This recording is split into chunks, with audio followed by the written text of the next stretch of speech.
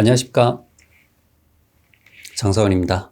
자, 2024년 대비 재배학 모의고사 풀이 진행하도록 하겠습니다. 4주 동안 16회분 풀이를 진행할게요.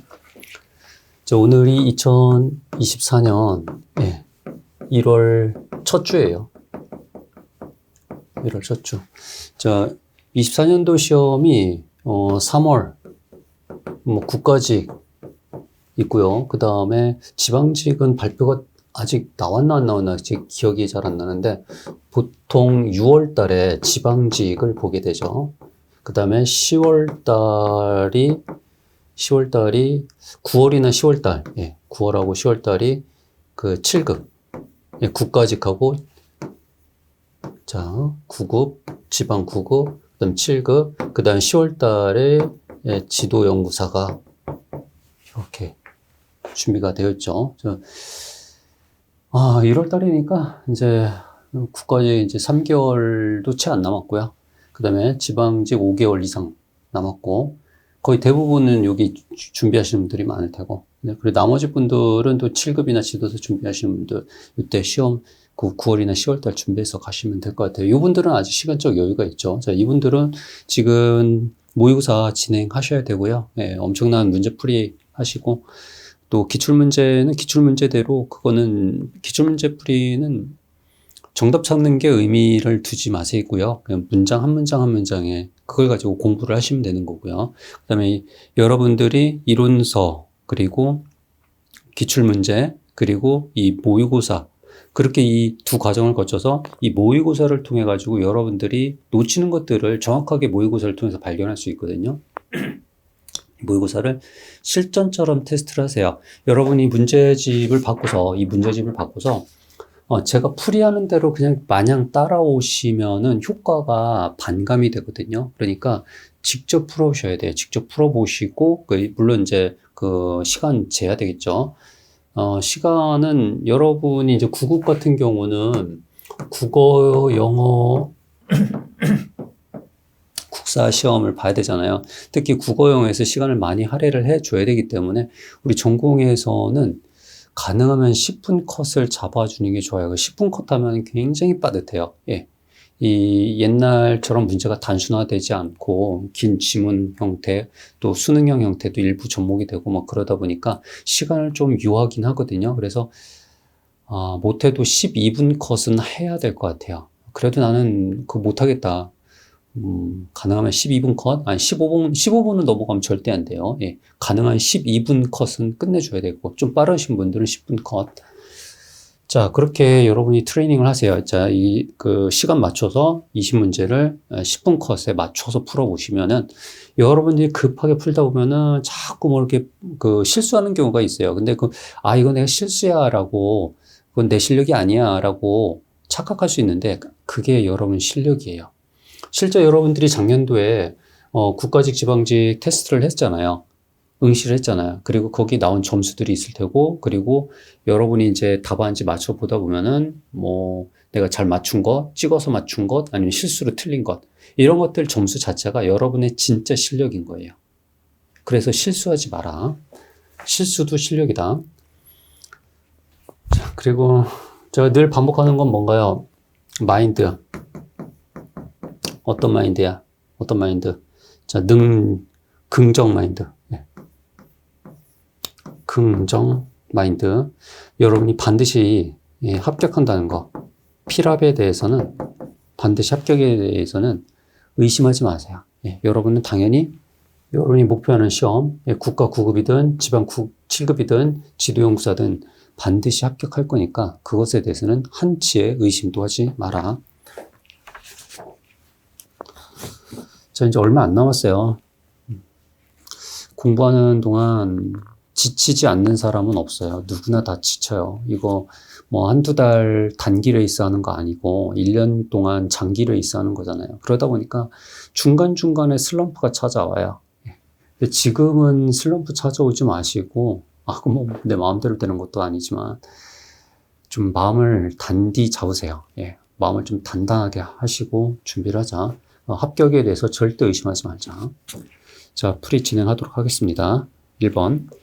필수 원수 틀린 것은, 문제 풀 때는 항상 키워드가 있고 옳은 것, 틀린 것 찾는 것이 가장 기본 문제, 설문의 그 틀이죠.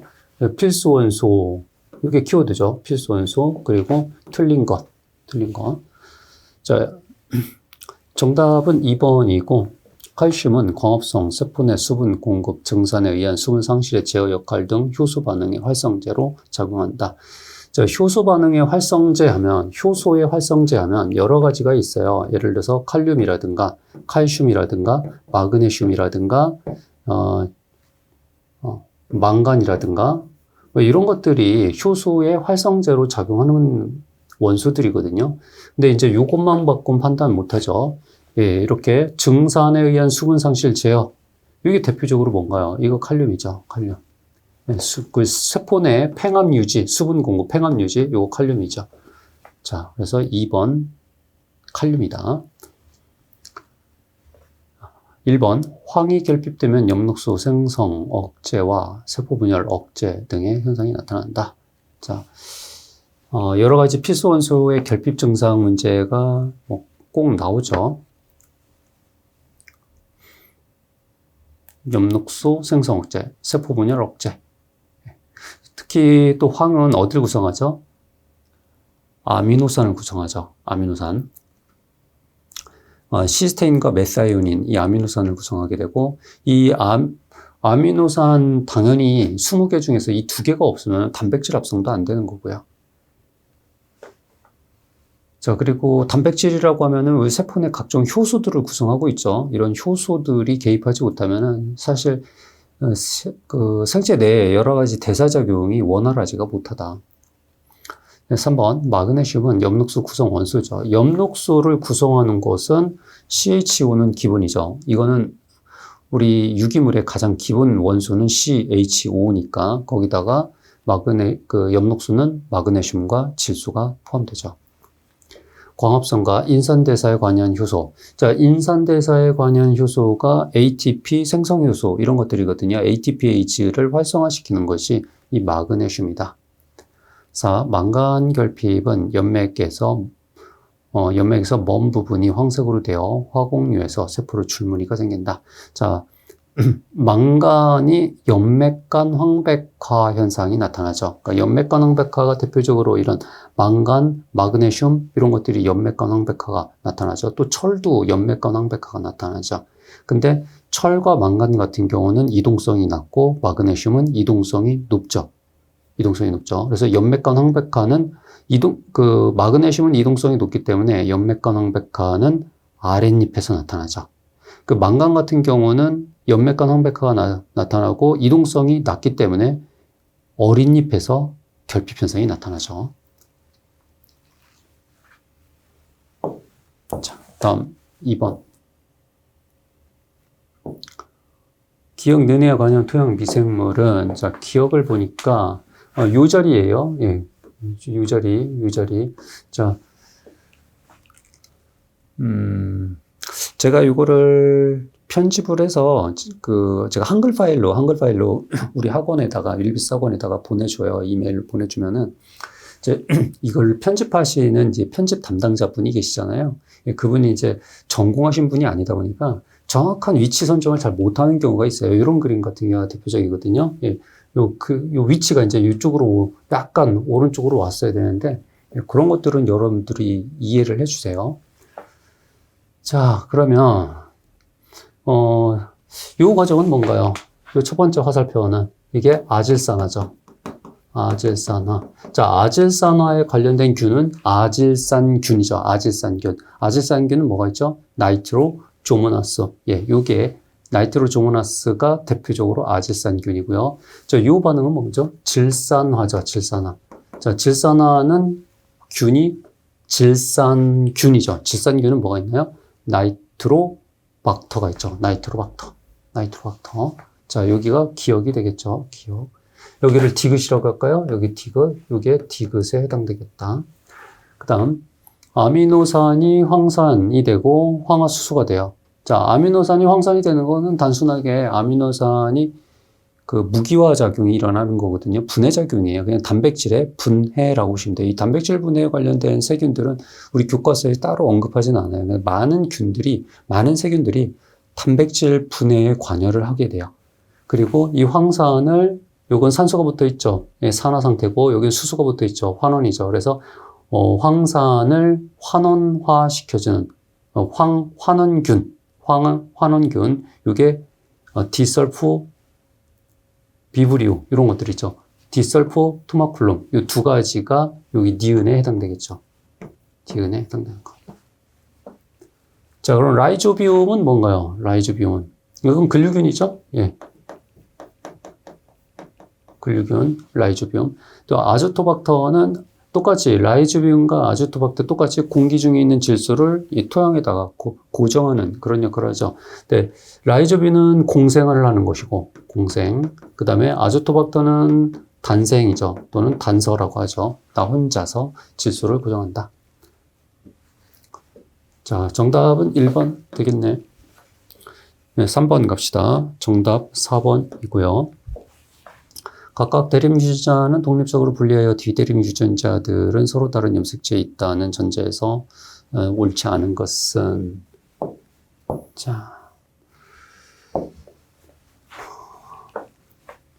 대립 유전자는 독립적으로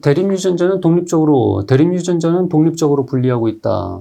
그 다음에 비대립 유전자들은 서로 다른 염색체에 있다는 전제에서, 어쨌든 대립 유전자하고 비대립 대립 유전자는 한 가지 형질에 대해서 정확하게 우성이냐 열성이냐를 결정하는 라지 A, 스몰 A, 이 마주보고 있는 똑같은 염색체의 상동 염색체죠. 상동 염색체의 정확한 자리에 마주보고 있는 유전자를 대립 유전자라고 하죠. 그런 대립 유전자가 아닌 나머지 관계는 비대립 유전자 관계라고 보면 되겠죠. 자, 1번 보시면은, 정답 일단 4번이니까 4번 먼저 볼게요. 세상에 독립된 대립 유전자에 대해서 F1의 유전자형이 이러할 때 F2에서 유전자형은 8가지이다 라고 되어 있죠. 우리가 단성 잡종, 양성, 삼성 잡종 있죠. 삼성 잡종. 여기서 단성 잡종일 때 배우자 수, 또 표현형, 그 다음에 유전자형, 그 다음에 F2 전개했을 때 전개된 개체 수. 자, 이게 2, 3, 4의, 2, 3, 4의 n승씩 나오죠. 그래서 양성 잡종이면 2배. 제곱, 삼성 잡종일 땐 2, 3, 4에 3승이 나오게 되죠. 자, 요거는 삼성 잡종이죠. 삼성 잡종 여기에 해당되죠. 그래서 유전자형은 몇 개가 나온다? 3에 3승. 3에 3승은 3, 3, 9, 3, 9, 27 되겠죠. 예, 8가지가 아니라 27이 나온다. 자, 1번. 두 쌍의 독립된 대립 유전자에 의해서 F1의 유전자형이 1호일 때 F2에서 배우자 수는 이라고 되어 있죠. 이거는 양성 잡종이죠. 양성 잡종에서 배우자 수는 2의 2승이니까 2의 2승 4가지가 맞네요. 2번 서로 독립된 유전자형이 A, B, C, D일 때 4개이죠. 4개니까 이거 삼성 아니라 사성 잡종이네 라고 하시면 안 되죠. 여기서 요 BB는 서로 똑같기 때문에 똑같은 것들은 항상 B만 나와요. 항상 100% 라지 B만 나온단 말이야. 그러니까 B는 고려할 필요가 없어요. 그럼 이거는 A, 스몰 A, 라지 스몰로 표현된 A, C, D 이렇게 삼성 잡종에 해당된다. 삼성 잡종에. 이랬을 때 F2 표현형의 수는 요 표현형은 몇 개가 나온다? 삼성 잡종 2의 3승계, 2는 4, 8, 8가지가 되겠죠. 그 다음에 3번. 서로 독립된 유전자형이 A, B, C, D, E, O. 5개네? 5개인데, B가 이렇게 똑같잖아. 그렇지? 우성끼리 있거나 아니면 열성끼리 D, E, 예를 들어서 F도 있다. 근데 F가 둘 다 소문자다. 이러면은 이 B 대문자, F 둘 다 소문자인 경우는 열성끼리 있거나 우성끼리 있을 때는 항상 100% 열성만 나오고 100% 우성만 나온단 말이야. 그런 건 고려하는 게 아니다. 그러면 여기서 A와 C와 D와 E 네 가지만 고려하시면 돼요. 이거는 사성잡종에 해당돼요. 사성잡종이고요. 이때 약배양을 할 때라고 했죠. 약배양할 때 약배양이라는 것은 배우자를 만드는 거야. 이거 배우자. 예.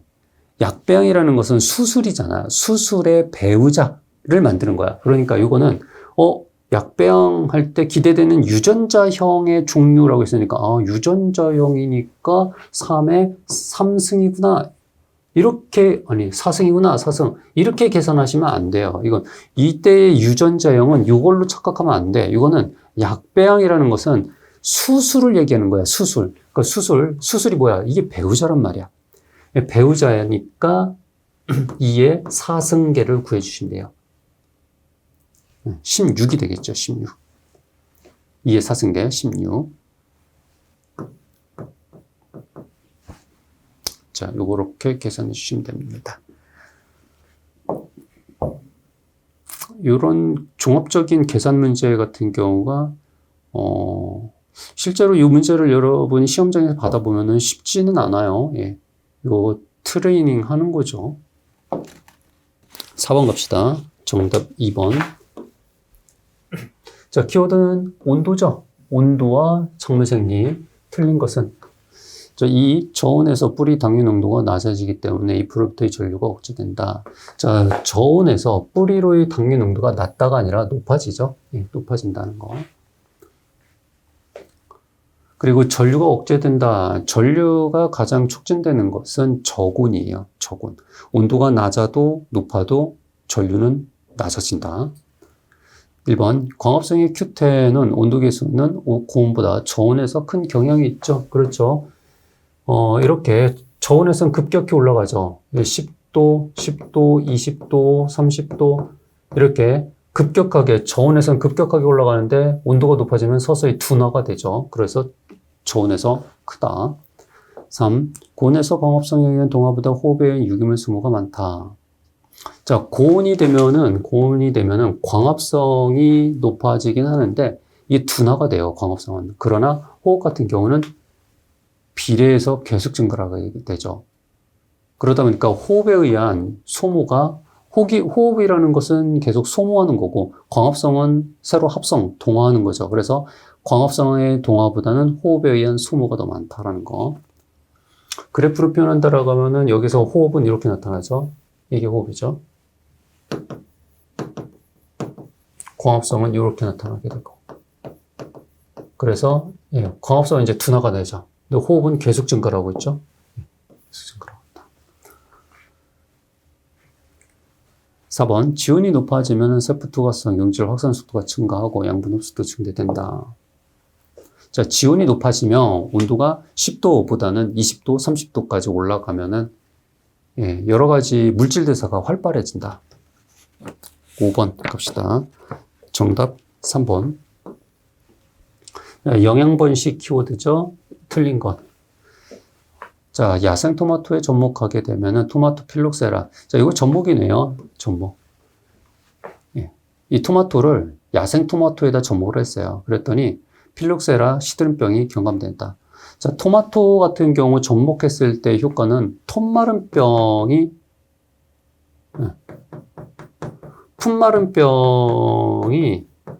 경감이 되죠. 필록세라가 아니라. 토마토는 접목에 의해서 풋마른병이 감소한다. 필록세라가 감소하는 것은 포도에서 그래요. 포도를 접목하면 필록세라가 감소한다.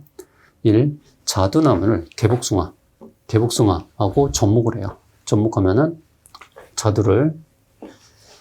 자두가 강해져요. 여러 가지 환경에 대해서 강해지는데 알칼리성 토양에 대한 적응성이 높아진다.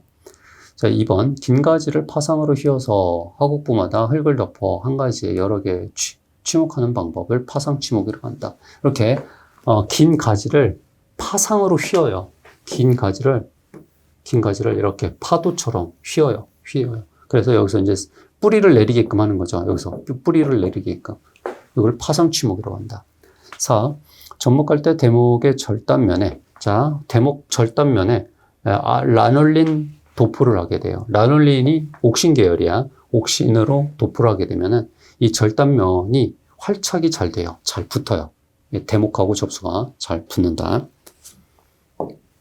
그래서 100개를 하면은 100% 성공 확률이 나와야 되는데 이제 전문가가 아닌 사람들이 하게 되면은 실패율이 꽤 높게 나오거든요. 성공률이 막 30%밖에 30%밖에 안 나오고 막 그렇습니다. 근데 전문가들이 하면은 거의 100%에 육박을 하죠. 6번 갑시다. 정답은 3번. 자, 키워드 용성인비. 틀린 것은 구용성. 자, 용성인비는 구용성 인산이죠. 예. 구자가 동그랗다는 뜻이죠. 예, 작물에 속히 나타나지 않아요. 이거는 완만하게 지속적으로 나타나다. 자, 과인산석회 등과 병용하는 것이 유리하다. 과인산석회 같은 경우는 속효성이고 구용성은 완효성이야. 그래서 속효성과 완효성이 같이 오랫동안 효과가 나오겠죠. 산성토양에서는 철, 알루미늄과 결합하여 불용화되고 토양에 고정되기 때문에 흡수율이 극히 낮다라고 되어 있는데 보통 철과 알루미늄과 쉽게 결합을 하는 것이 여기서 나에서 왔던 과인산석회가 그래요. 과인산석회와 중과인산석회는 우리 인산은 이렇게 음이온이죠, 음이온. 음이온을 띠고 있단 말이에요. 이런 음이온들이 철이라든가 알루미늄,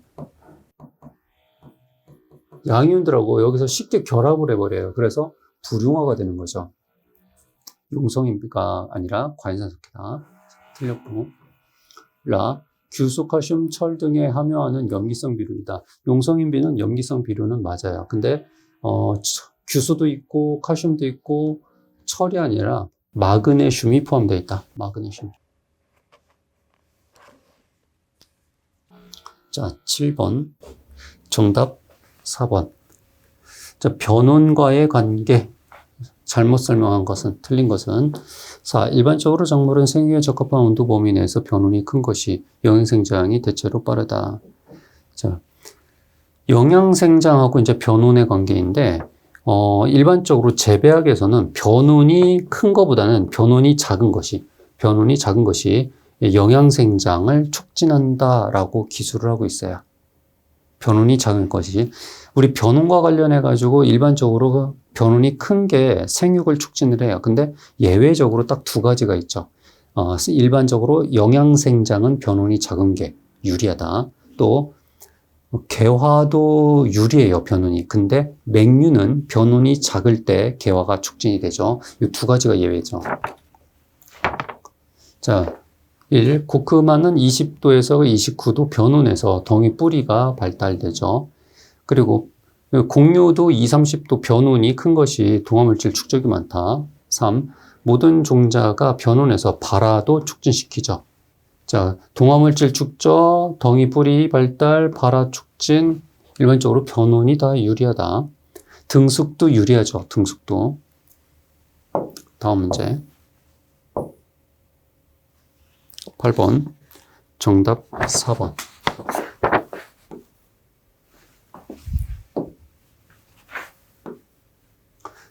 키워드 화석유도 옳은 것은 4. 완도 잠도 종자 버널리제이션은 백체가 출현할 때까지 취하여 실시한다.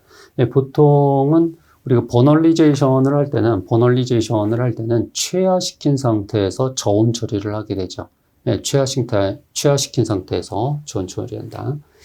1번 내생 호르몬에 의한 반응하나 외부에서 처리한 호르몬 효과가 없다라고 되어 있죠. 그러니까 이런 화석유도는 보통 내생 호르몬, 지베렐린이라는 내생 호르몬에 의해서 반응을 하고요. 외부에서 처리한 것도 효과가 있어요. 지베렐린 처리를 하잖아요.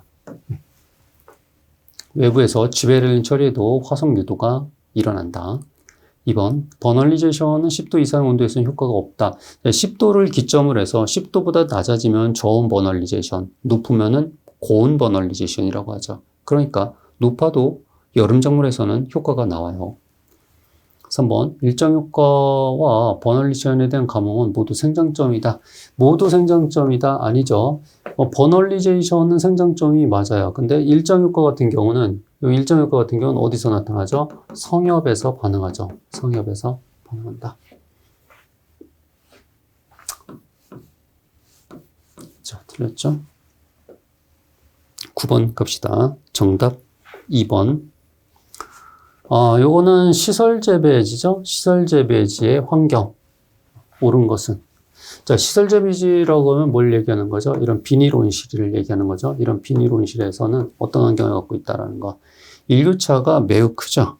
틀렸죠? 일교차가 작으나. 일교차가 매우 커요. 위치별 분포는 고르고, 위치별하다 고르지도 않아요. 예. 이건 비닐하우스 같은 경우는 비교적 수강을 고르게 받아서 일교차가 고르게 나타나긴 해요. 근데 이제 유리온실 같은 경우는 불균일하다는 거죠. 유리온실은 기본적으로 그 기둥 자체가 굉장히 굵어요. 그러다 보니까 햇빛을 차단하는 곳은 계속 차단이 되고 또 햇빛이 잘 드는 곳은 또 잘 들고 이렇습니다.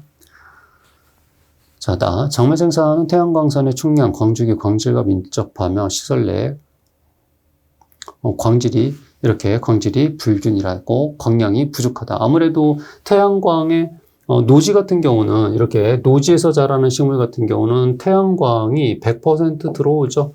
100% 들어오게 돼요. 근데 여기 비닐하우스 같은 경우는 들어오는 것도 있지만 일부는 반사되기도 해요. 그러다 보니까 광량이 부족하죠. 자, 탄산가스 CO2가 부족하고 특히 낮에 탄산가스가 CO2 함량이 한 200ppm으로 낮아지게 되죠. 보통은 300ppm 정도 되잖아요. 근데 200ppm으로 떨어진다.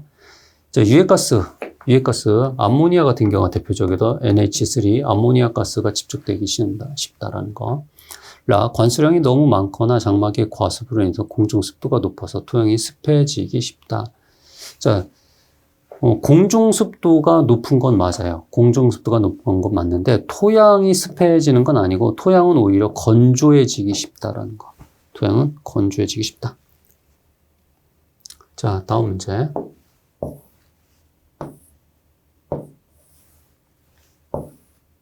10번.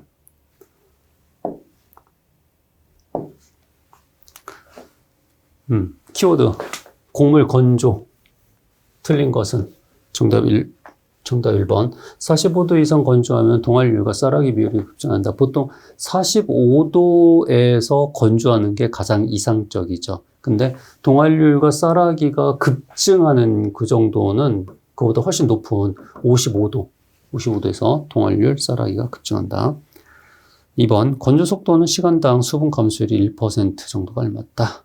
자, 속도는 시간당 1% 감소한다. 3. 벼 같은 경우는 수확 당시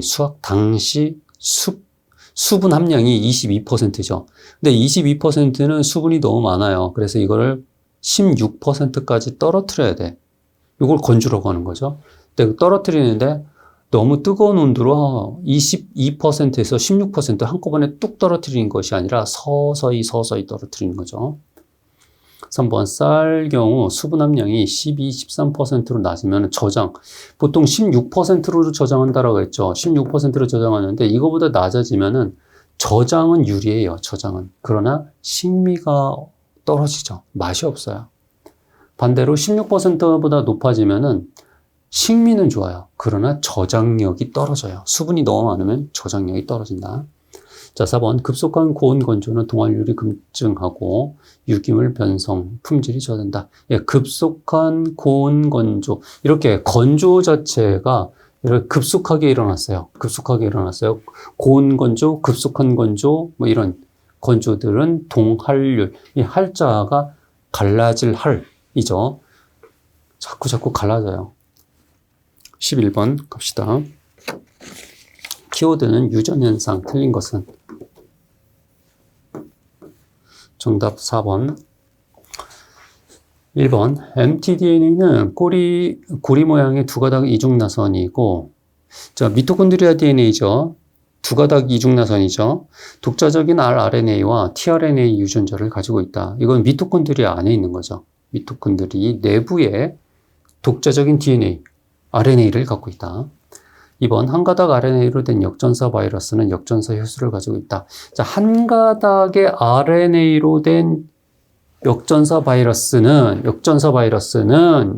역전사 바이러스가 대표적으로 뭐가 있냐면 HIV예요. 예, 에이즈를 유발하는 바이러스죠. HIV 바이러스는 한 가닥, 유전 물질이 한 가닥 RNA야. 우리 인간은 두 가닥의 DNA로 되어 있죠. 예, 많은 동물들, 거의 대부분 동물들은 두 가닥의 DNA야. 근데 바이러스는 한 가닥의 RNA로 되어 있죠. 또 대표적으로 우리 얼마 전에 2020년 그 코비드 19 있었잖아요. 이 코로나 바이러스 같은 경우도 이렇게 한 가닥의 RNA가 유전 물질이거든요. 바이러스는 RNA가 유전 물질로 많이 존재한다.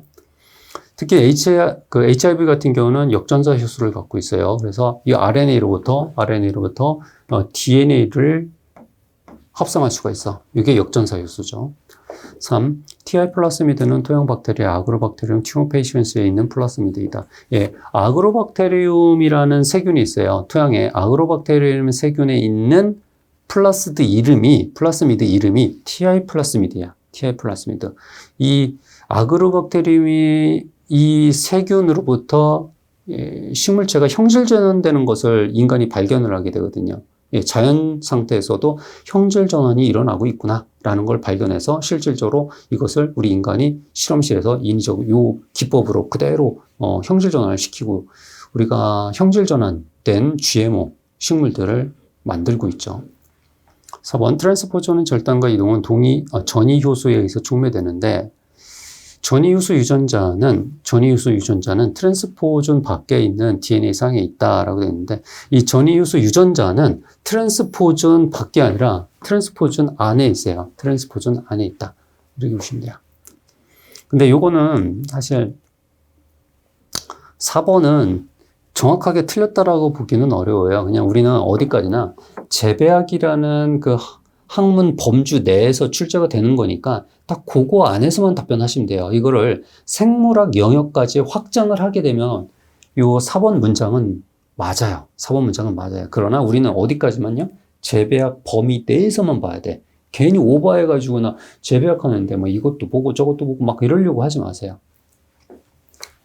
자, 근데 여기서 정확하게 나머지 문장이 맞기 때문에 4번은 틀린 걸로 봐. 그럼 4번은 밖에 아니라 내부에 있다라고만 알아두세요. 재배학 수준에서는.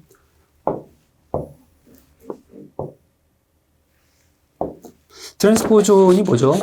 트랜스포존이 염색체 위에 있는 특정한 유전자들을 떼어다가 다른 염색체로 지 마음대로 왔다 갔다 전이시켜주고 있죠. 이게 트랜스포존이죠. 이렇게 전이시켜주다 보니까 이동시켜준단 말이야. 그러다 보니까 이게 벡터로서의 역할도 할 수 있고요. 또 때다 다른 곳에 옮겨가니까 얘가 돌연변이도 일어나죠. 12번 갑시다. 정답 4번. 자, 저장 키워드 틀린 건 4. 대부분 미생물은 15에서 38도에서 왕성하게 번식하지만 4에서 15도에서는 생장이 정지된다라고 되어 있는데 조금 문제가 치사하긴 하죠. 4에서 15도에서는 정지가 아니라 지체된다. 그래서 0도 이하, 그리고 40도 이상에서 이게 정지예요.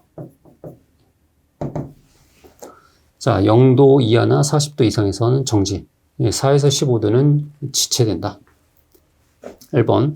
곡물을 가해하는 미생물은 수분 함량이 13%에서 번식이 억제되고, 자, 13%에서 억제되고 11%는 사멸한다. 이죠. 이거 11하고 13을 또 바꿔치기 하면 안 된다.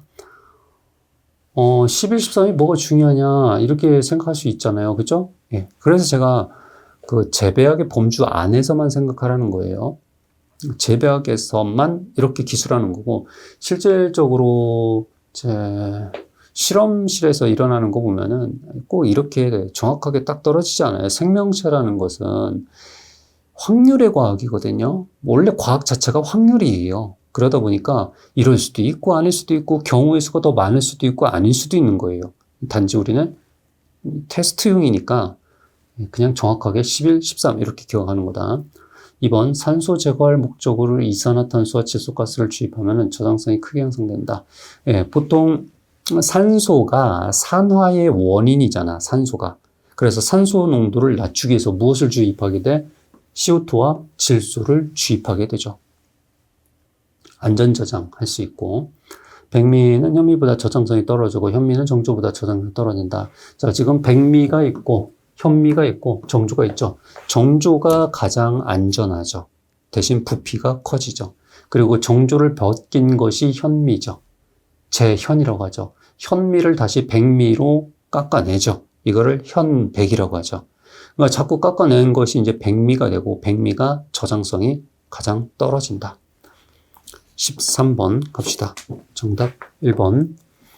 자, 키워드는 우리나라 토양의 화학성이죠. 화학성 틀린 것은 논밭 토양 산도가 자, 논이 pH 5.8, 밭이 pH 6.2, 그 다음에 시설 재배지가 pH가 6.4 정도? 6.4 정도. 대체로 낮기 때문이라고 했는데 낮지 않아요. 그냥 적정 수준 범위에 있어요. 논밭, 시설 재배지 모두 적정 수준에 있다. 틀렸고, 유유인산은 논밭은 적정 범위보다 낮지만 시설 재배지보다 과도하게 높다라고 되어 있는데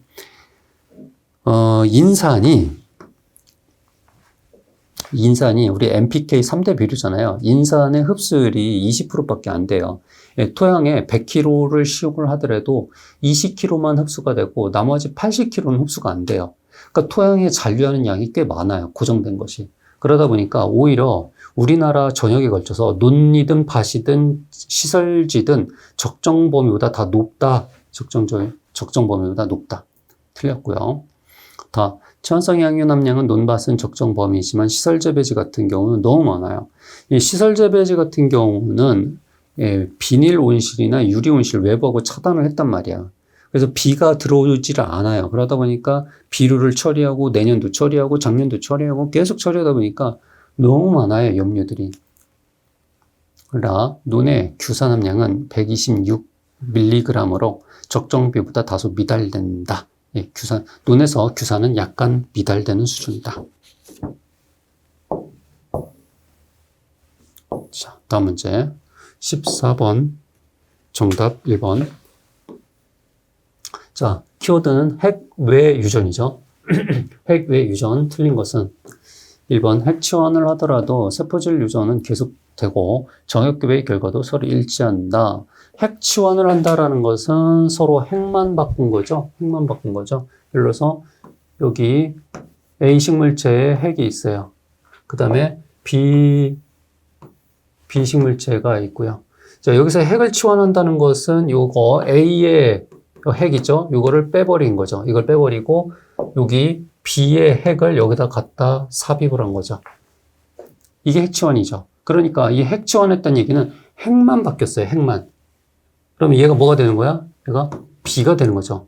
그러나 세포질은 어때요? 세포질은 그대로 A예요. 예, 핵만 바뀐 거니까. 자, 세포질 유전은 계속 돼요.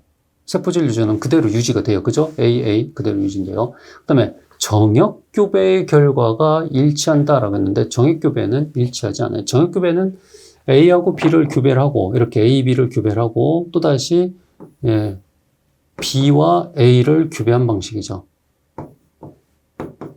A 곱하기 B나 B 곱하기 A나 똑같은 거 아닌가요? 아니, 다른 거예요. 항상 제가 왼쪽이 엄마라고 했잖아요. 왼쪽이 엄마다 보니까 그 다음 후대는 뭐가 나와요? 얘는 항상 A가 나오는 거죠. 반면 여기는 그 후대 핵은 반반 섞이죠. 그러나 이 세포질은 뭘 따라가? B를 따라가요. 됐죠? 여기는 세포질 A고 얘는 세포질 B야. 일치하지 않는다. 2번 멘델 법칙이 적용되지 않아 멘델식 유전 분석을 할 수 없다. 자, 우리가 멘델 법칙을 따르는 것은 요 내부만 따르는 거죠. 핵 안에만 따르는 거죠. 핵 외는 따르지 않는다. 3. 핵 외 유전자는 핵계량의 유전자 지도에 포함될 수 없다. 맞아요. 핵 외 유전자. 요 세포질은 유전자 지도에 포함이 안 돼. 4. 식물 ATP 합성 관련 유전자와 세포질 웅성 불임성을 지배한다. ATP 합성 유전자와 세포질 웅성 불임성. 요게 ATP 미토콘드리아 DNA에 관련돼요. 미토콘드리아. 예. 자, 자, 핵 외 유전이라고 하면 mtDNA하고 cpDNA가 있죠? 네. ATP는 누가 만들어요? 미토콘드리아에서 만들죠. 물론 여기 CP에서도 만들어요. 뭐 엽록체에서도 만들긴 하는데 일반적으로 ATP 유전자, 세포 중성불임 유전자는 mtDNA에 있다. 자, 어쨌든 핵 외 유전자이기 때문에 틀린 건 아니죠. 맞죠? 15번 갑시다. 정답 3번.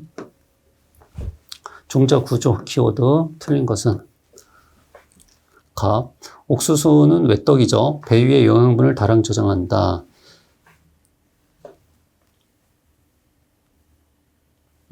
옥수수는 외떡잎이니까 배유가 있죠. 배유의 영양분을 저장하고 이런 종자를 배유종자라고 한다. 맞죠? 외떡잎. 그 다음에 외떡 같은 경우는 중복수정을 하죠.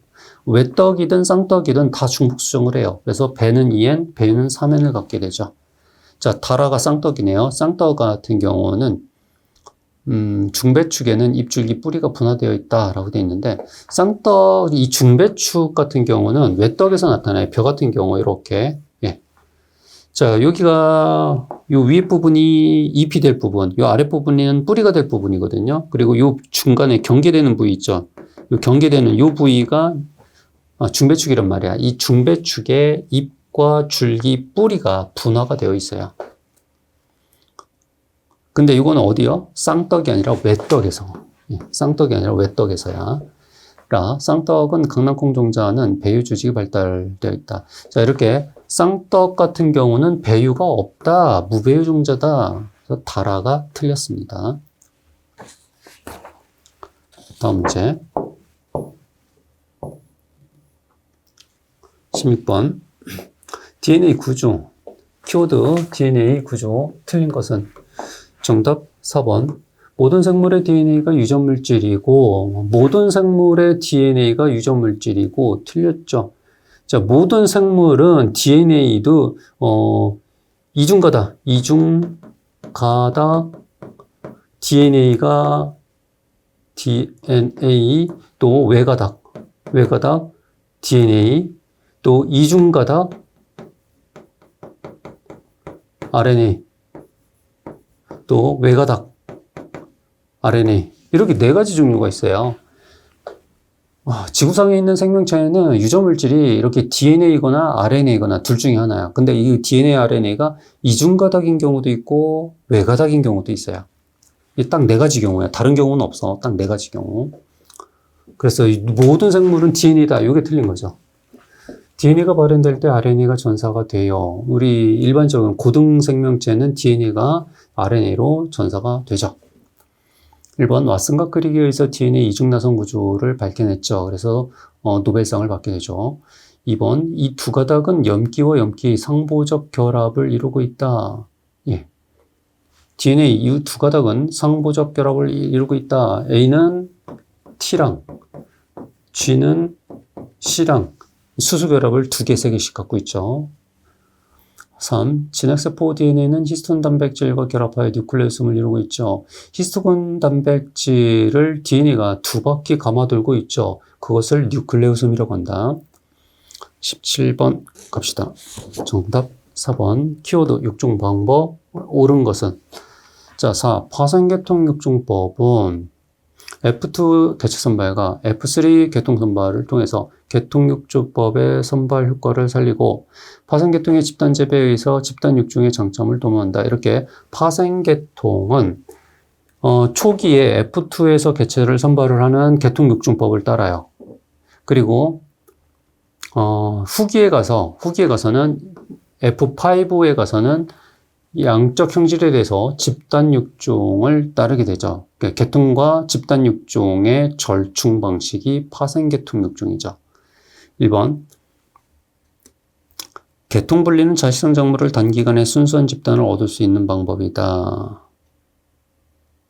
계통 분리는 자식성 작물을 단기간에 순수한 집단을 얻을 수 있는 방법이다 라고 되어 있는데 우리 육종에는 교배하는 방식이 있고 교배 방식이 있고 분리 방식이 있죠.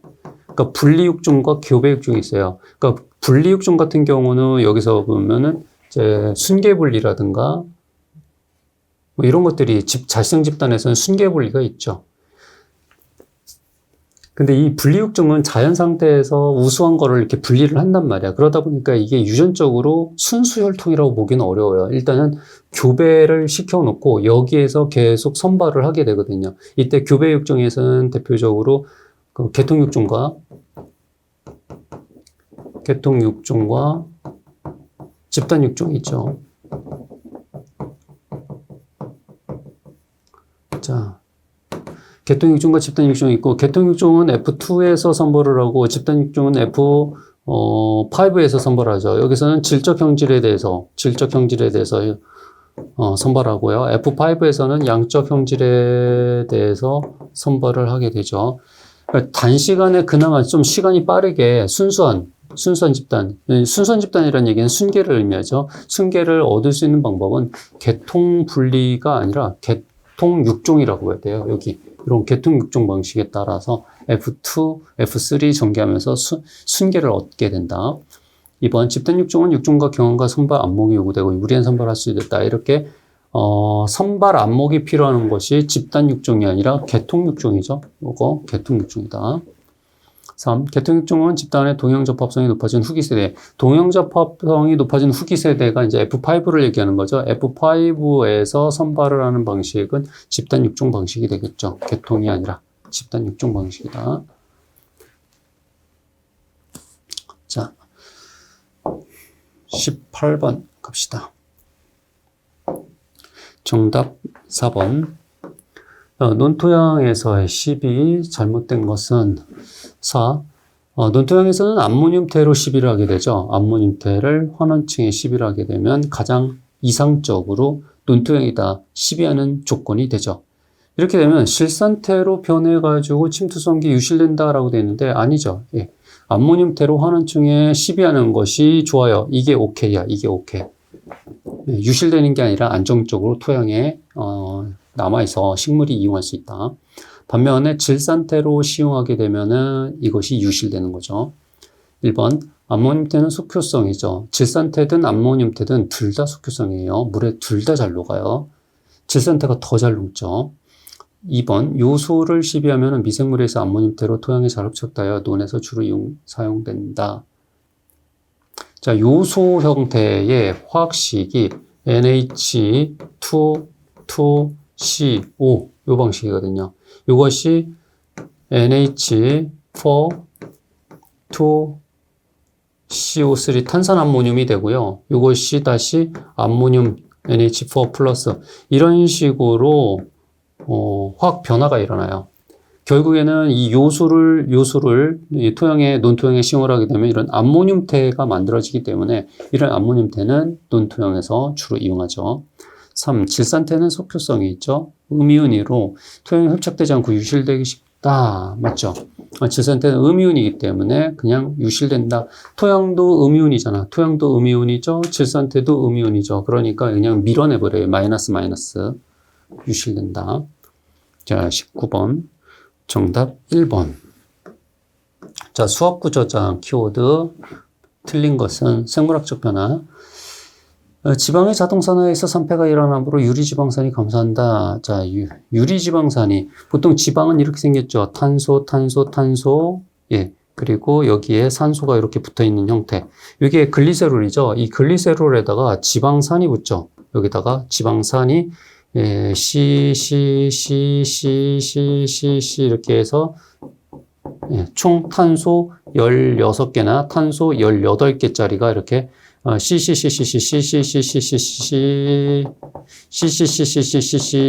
해서 이렇게 붙죠. 그렇게 해서 얘가 자동 산화에서 이 자리가 끊어져요. 이 자리가 끊어져요. 그럼 얘가 뭐가 되는 거야? 요거 한 개가 이게 지방산이 되는 거거든. 유리지방산이 감소가 아니라 증가한다죠. 유리지방산 증가죠. 2번. 전분이 알파 아밀레이즈에서 분해되어 중환원당이 증가한다. 자, 전분이 분해가 되면 뭐가 되는 거지? 당이 되는 거죠. 전분이 분해돼서 이 효소는 아밀레이즈죠. 전분 분해 요소 아밀레이즈에서 당이 증가한다. 3. 밀봉 저장은 용기 내 산소 농도 감소로 저장 기간을 길게 한다. 아무래도 밀봉시키게 되면은 장기 저장 중 호흡 소모와 수분 증발 등으로 중량 감소가 일어난다. 아무래도 수분이 증발되고 소모가 되면은 중량은 떨어진다. 자, 다음 20번 정답 3번. 이질 배수체. 자, 배수체는 동질 배수체하고 이질 배수체를 비교하는 문제가 나오게 되죠. 옳은 것만 묶여라. 동질 배수체 같은 경우는 누가 있어요? 감자, 고구마 이런 경우가 있죠. 감자 같은 경우는 A. 고구마 같은 경우는 BB. 자, 이렇게 동질 배수체는 똑같은 것들이 4개, 6개로 존재를 하게 되고 이게 임성이 떨어진다는 가장 큰 특징이 있죠. 임성이 떨어진다. 그리고 생육이 지연이 되고 덩치가 커져요. 그래서 얘네들은 임성이 떨어지다 보니까 무슨 번식한다? 영양 번식을 하게 되죠. 자, 이게 이질 배수체죠. 근데 동질 배수체죠. 이질 배수체는 엄마 아빠의 한 중간적 성질을 나타나게 된다. 벡터를 이용하여 형질 전환시켜서 염색체를 배가시킨다. 자, 벡터를 이용해 형질 전환한다. 이건 형질 전환이에요. 형질 전환 6종이라고 하죠. 형질 전환 6종이라고 해요. 이 형질 전환하고 이질 배수체하고는 아무 관련이 없어요. 예, 이거하고는 아무 관련이 없다. 자, 통상 교배가 불가능한 원년 종간에 체세포를 융합한다. 예, 이렇게 체세포 융합하면 이질 배수체가 만들어져요. 이렇게 해서 만들어진 게 감토죠, 감토. 감자와 토마토를 체세포 융합을 시켜버렸어요. 자, 이종 게놈의 양친을 교배한 F1을, 자, 이종 게놈의 양친을 교배했어요. 그리고 거기다가 염색체를 배가했어요. 이런 방식이죠. AA 곱하기 BB. 그럼 그 후대는 뭐가 나와요? A하고 B가 나오겠죠. 여기다가 코리친을 처리해. 그러면 AA, BB가 되죠. 그러면 이질 배수체가 된 거죠. 게놈이 다른 양친을 동질 사배체로 만들어요. 그걸 교배를 해요. 자, 게놈이 다른 양친을 요거죠. 게놈이 다른 양친을 이걸 뭘 한다고요? 동질 사배체로 만든대. 이것을 사배체로 AA 사배체 만들었죠. 그리고 BB 사배체 만들었죠. 그리고 이거를 뭐 한대? 교배를 한대. 교배를 하면 그 다음 뭐가 나와? AA, BB가 나오겠죠. 이것도 맞죠. 이런 방식도 맞아. 그러니까 이것도 맞고, 이 방식.